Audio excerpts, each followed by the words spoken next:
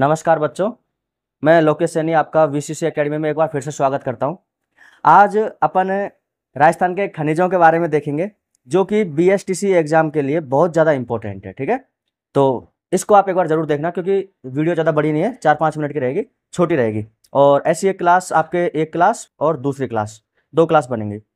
देखो, अगर सबसे पहले प्रश्न आ जाए कि राजस्थान में टोटल कितने प्रकार के खनिज पाए जाते हैं, तो 81 प्रकार के राजस्थान में खनिज देखने को मिलते हैं। कितने? 81 प्रकार के। ठीक है, और जो उत्खनन किया जाता है, निकाले जाते हैं, वो हैं 57 प्रकार के, 57 प्रकार के। तो एक तो इंपॉर्टेंट प्रश्न ये है, इसमें जो बताया गया वो इंपॉर्टेंट ही है। राजस्थान को हम खनिजों का क्या बोलते हैं? अजायब घर। अच्छा प्रश्न बनेगा, राजस्थान को क्या बोलते हैं? खनिजों का अजायब घर। हमारे राजस्थान में अभी तक काफ़ी सारी खनिजों को लेकर के नीतियाँ आई हैं, जिनमें पहली बार नीति लाई गई थी 1978 में। कब लाई गई थी? 1978 में।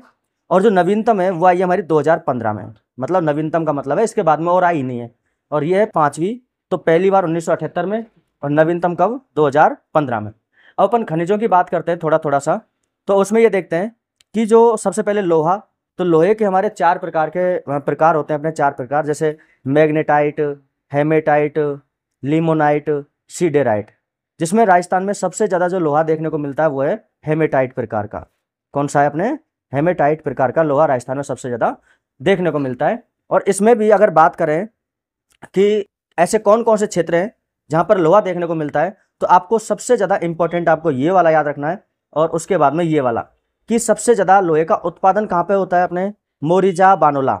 लोहा मोरीजा, लोहा मोरीजा मोरीजा बानोला कहाँ पे? जयपुर में सबसे ज़्यादा उत्पादन देखने को मिलता है। और भंडार कहाँ पे? अपने नाथराकीपाल और थुरुंडेर। प्रश्न आता है कि सबसे ज़्यादा लोहे का भंडार कहाँ पे, तो आंसर आएगा उदयपुर। उत्पादन कहाँ पे? तो उत्पादन है अपने जयपुर में। उसके बाद में अपन बात करें किसके बारे में? मैग्नीज के बारे में। किसके बारे में? मैग्नीज। तो मैग्नीज में आपको बांसवाड़ा याद रखना है। मैग्नीज कहाँ पे? बांसवाड़ा में। और बांसवाड़ा में भी कौन सा? काला खूंटा। याद रखना, काला खूंटा, तलवाड़ा और लीलवाड़ा, 3 स्थान है। काला खूंटा, तलवाड़ा और लीलवाड़ा, ये 3 स्थान हमारे बांसवाड़ा में पाए जाते हैं, जो किससे संबंधित है? मैग्नीज से संबंधित। उसके बाद में हमारा एक खनिज है जिसका नाम है तांबा, क्योंकि एग्जाम में प्रश्न आते हैं। और तांबे के लिए आपको 2 ही स्थान याद रखने हैं, खो दरीबा, एक तो इंपॉर्टेंट है, और एक पूर्व बानेड़ा। खो दरीबा और कौन सा? पूर्व बानेड़ा। ये दोनों कहाँ पर है? अपने एक तो है अलवर में खो दरीबा, और पूर्व बानेड़ा कहाँ पे? भीलवाड़ा में। इससे संबंधित और भी आपसे क्वेश्चन पूछा जा सकता है इसमें, जैसे ताम्र नगरी किसे कहते हैं? आहड़। आहड़ कहाँ पे? उदयपुर में। और ताम्र युगीन सभ्यता की जननी किसे कहते हैं? गणेश्वर सीकर को। गणेश्वर कहाँ पे? सीकर में। तो ये प्रश्न भी आपके एग्जाम में आ सकते हैं। नगरी कौन सी है? आहड़। और जननी कौन है? गणेश्वर सीकर वाली।